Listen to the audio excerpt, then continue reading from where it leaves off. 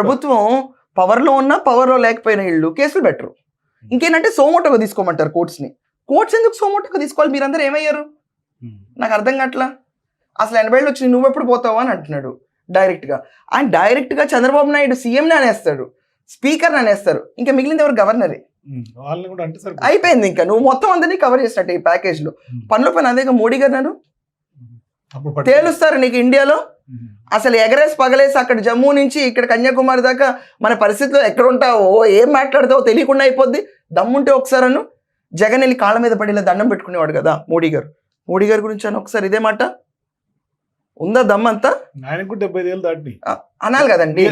కూటమిలో ఆయన భాగస్వామి, ఎన్డీఏ కూటమి కదా ఇది. మరి ఎన్డీఏ కూటమిలో ఒకసారి అని చూడు. రోజుకొకళ్ళు మాట్లాడుతూ ఉంటారు, ఇలాంటి గల్లీ టాక్స్ కొంత జరుగుతూ ఉంటాయి. ఇది పాలిటిక్స్ కాదు, స్టేట్ డెవలప్మెంట్ ఇంపార్టెంట్ అని ఒకసారి క్వాంటమ్ అను. ఎంత గాలి వెళ్తాం మనకే తెలియదు దాంట్లోంచి.